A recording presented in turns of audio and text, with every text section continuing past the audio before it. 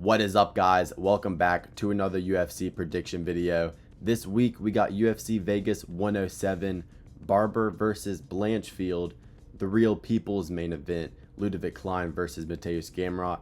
Without any further ado, we're going to go ahead and get right into the full card predictions. First fight on the card, we got Mederos versus Blanchfield. Blanchfield, you know, power striker, pretty aggressive on the feet, showed that in his Contender Series bout. Got a quick round 1 TKO there against Dylan Salvador, I believe it was. Followed that up with a win in his UFC debut. Split decision versus Timmy Kwamba.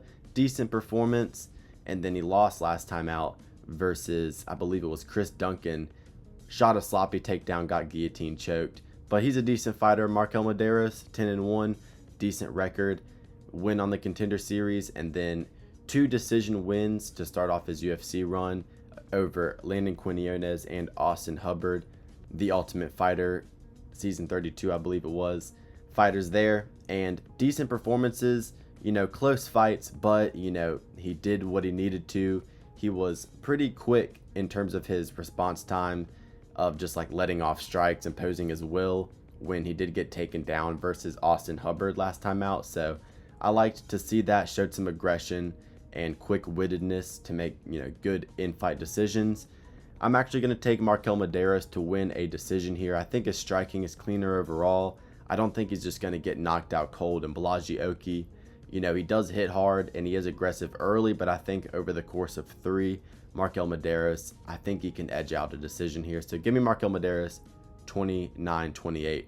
Andreas Gutafsson versus Giles. Giles, you know, he's fought all the prospects, DDP, Mike Mallet, Carlos Prates. He's fought like all the prospects. Tends to lose those fights. You know, he's gotten the job done before. Been in the UFC a long time, veteran of the sport for sure.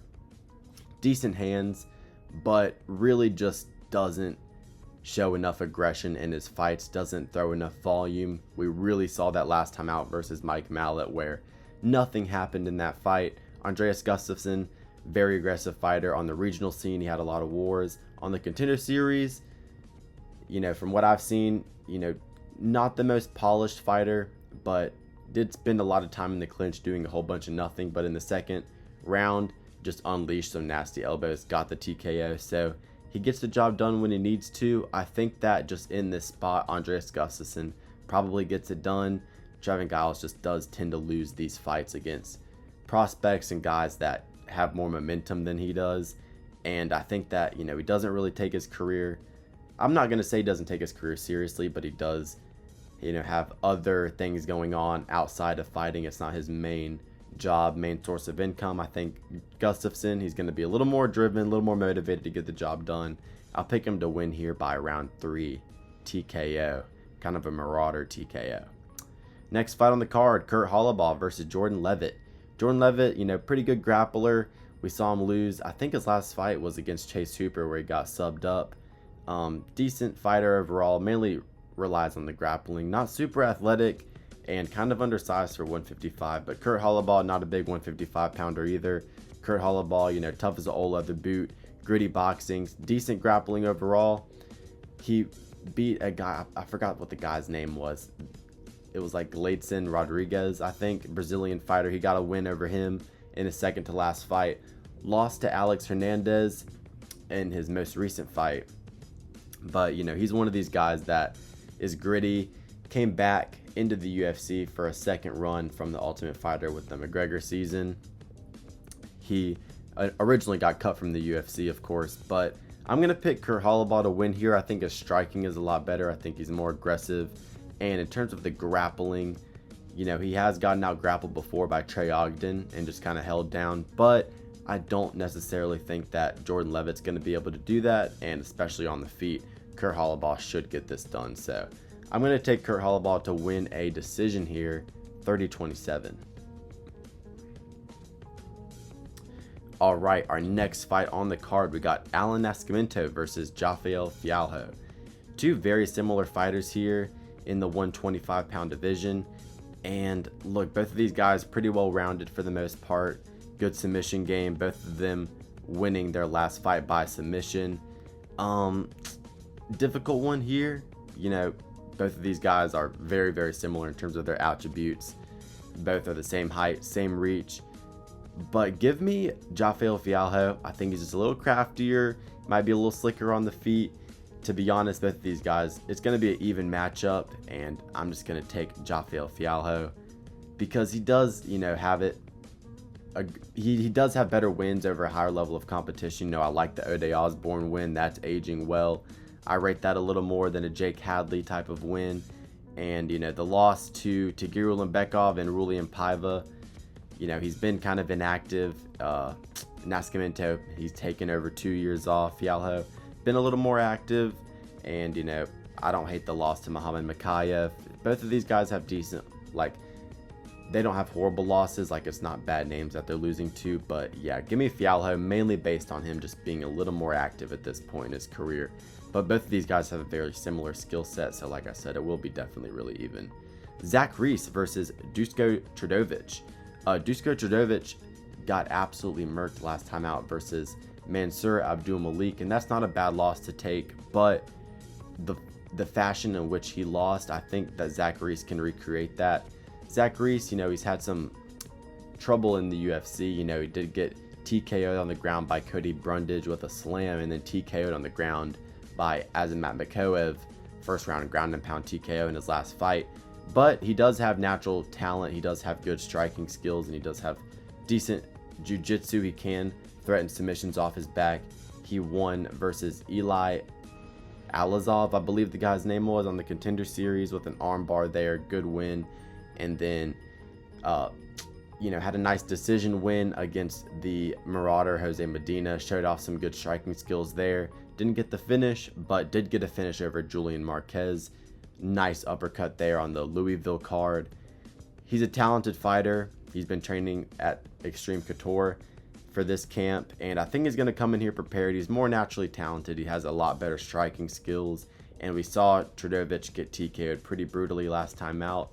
I don't think Todorovic is going to be able to brutally TKO Zach Reese, where Zach Reese, he is kind of a finish or be finished fighter. I think this is going to be one of the spots where he's able to get it done early. Give me Zach Reese to win via round 1 submission. I think he's going to drop Todorovic and then wrap up a armbar, a guillotine choke, something along those lines. So give me Zach Reese round 1 submission. Next fight on the card, Dustin Jacoby versus Bruno Lopes. Bruno Lopes beat Magomed Gadzhiesulov last time out. Got a good win there. Kind of stunk it up and just pressed him against the fence. He's not a fighter that I'm too impressed with. Got knocked out by Brenton Ribeiro on the Contender Series. And Dustin Jacoby, we know the deal with him. He's been around in the UFC for a long time. He's fought, Khalil Roundtree, just fought Vitor Petrino. He's fought all the guys in light heavyweight, been around forever. You think back to the Alonzo Minifield fight where he got dropped a lot, but that was a, really entertaining, competitive fight. I think that Dustin Jacoby gets this one done, though. I just don't think he's going to get held against the fence like Magomed Gadzhiesulov did. And, I like the striking skill set in the Vitor Petrino fight. He was landing good volume, landing good kicks before he got that brutal TKO. And, I mentioned Bruno Lopes did get TKO'd by Brenton Ribeiro on the Contender Series with a big right hand. I think that Dustin Jacoby could do something very similar. You think back to his TKO over Kennedy Nzechukwu, that win is aging well. You think back to his TKO, like I said, versus Petrino, the big right hand down the pipe. I think he could definitely land something like that against Bruno Lopes, considering he's been knocked out in that exact way before. Former Glory kickboxer Dustin Jacoby, he's got the experience, he's got the striking edge. He has taken a lot of damage. I talked about the Alonzo Minifield fight. His chin is definitely getting to the point where, gets tagged and gets dropped a lot. The Khalil Roundtree fight took a decent amount of damage there. But give me Dustin Jacoby. I trust his skill set more. I think he's just kind of going to be able to outclass Bruno Lopes and then find a late round TKO. So give me Dustin Jacoby by a second round TKO here in this one. Next fight on the card, Ramiz Brahimaj versus Billy Ray Goff. Billy Ray Goff had an absolute fucking scrap versus Trey Waters last time out. Absolute war. Didn't get the job done, but that was a hard stylistic matchup. Trey Waters is really long and awkward. Hard to close the distance against. Had a good scrap in his Dana White Contender Series fight, got dropped in that before coming back to win. Brahimaj, he's kind of been a here and there fighter, pretty inactive. Good submission game, most of his wins do come by sub. Lost to Thimba Garimbo about a year ago, and did bounce back with a good TKO win over Mickey Gall. Got a very nice TKO win there. I forgot which card it was on. I believe it was on the John Jones card, but got an absolute nasty win there. Looked to be improved. I'm pretty sure he went through a lot of injuries, which really, hindered his activity in his UFC career so far. And, even though he did get the win over Mickey Gall, I don't think, that's enough for me to pick him here over Billy Ray Goff, who is a very aggressive fighter, well-rounded. He's never going to quit on himself. And I think he's just going to be able to outdog Brahimaj, who is technically has a good submission game. Stand-up looked improved last time, but Billy Ray Goff, he's one of these guys like, Adricus Duplessis, one of these guys that are just going to continuously press forward. They're never going to quit, and I tend to pick those guys. So, yeah, give me Billy Ray Goff. I'll pick him to win a 30-27 decision. All right, the real main event, the people's main event. We got Mateusz Gamrot versus Ludovic Klein. Interesting fight here in the lightweight division. Ludovic Klein trying to get himself ranked here. And, this is actually a really good stylistic matchup, I think, here for him.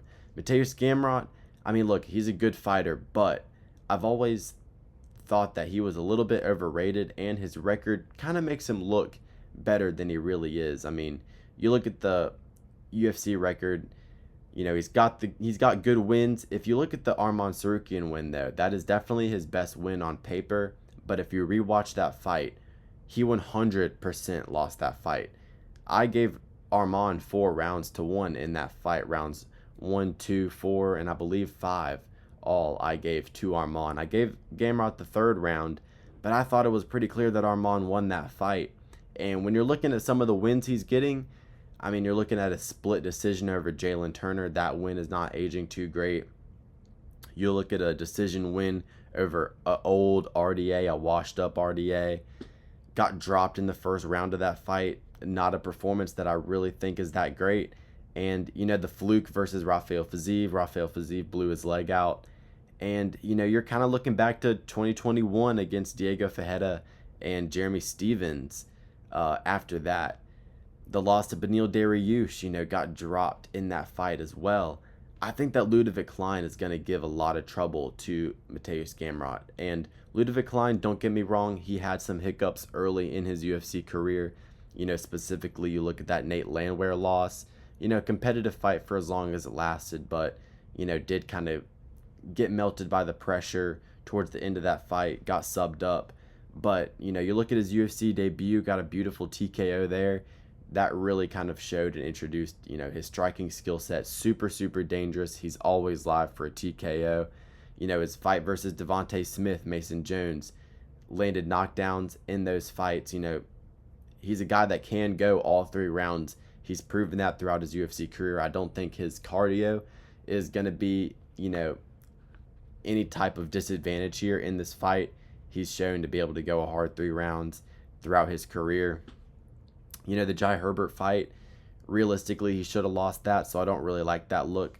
But, since then, he's been on a roll. Win over Ignacio Bahamondes. Difficult stylistic matchup against a really long, lanky guy that is dangerous. That win's aging well as well, and he displayed a lot of grappling in that fight. Easy win over AJ Cunningham. You look back at the Thiago Moises fight. I was at that fight live, and I actually had bet him in that spot. He was like a minus 130 favorite over Thiago Moises and absolutely schooled him, won all 3 rounds, got a good knockdown, stuffed 8 takedowns as well in that fight, even had some dominant positions and control time on the ground himself. I think he's going to go in there and absolutely steamroll Gamrot. Like I said, stuffed 8 takedowns from Thiago Moises. Thiago Moises, not the highest level of competition, I know, but still, Ludovic Klein, even in the Mason Jones fight, and, offensively showing his grappling in the Ignacio Bahamondes fight, his grappling has been improving a lot since the beginning of his UFC career when he lost to Nate the Train. His striking, is absolutely on point. Beautiful stabbing front kicks like he got the TKO over AJ Cunningham with. He mixes those in well. He's got great hands. He's a boxing champion over in Slovakia or wherever he's from. So he's got nasty hands. He's able to knock down a lot of opponents. And well-rounded. The grappling's there. Really good leg kicks, really good high kicks. He's, fights out of the southpaw stance. I think he's going to be able to hurt Mateusz Gamrot on multiple occasions. We've seen Gamrot hurt with the left hook from Dan Hooker in his last fight, which he lost. Not a good performance, especially when you're going against a guy like Ludovic Klein, who I actually rate higher than a Dan Hooker. Got dropped by that left hand versus Dan Hooker, got dropped by the left hand of Beneil Dariush, got dropped by Arman Sarukian.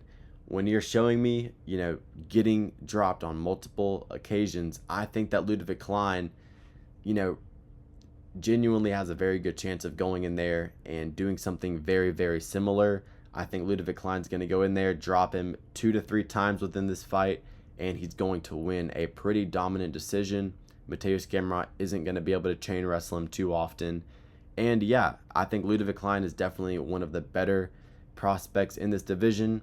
You may look at his last fight versus Roosevelt Roberts and not really be too impressed. It wasn't a great performance, but he got the job done.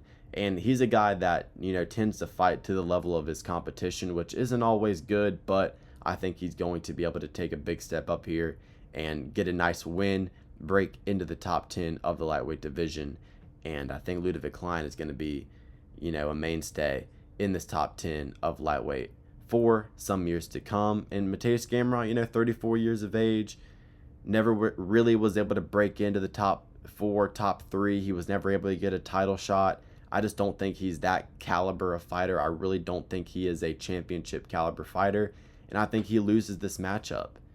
So yeah, without any further ado, I'm going to pick Ludovic Klein by 30-27 decision. So yeah, those are the picks, guys. If you guys enjoyed the video, like, subscribe, leave a comment. That would mean a lot to me. I appreciate you guys watching the video all the way through. Have a good rest of your day and enjoy the card this weekend.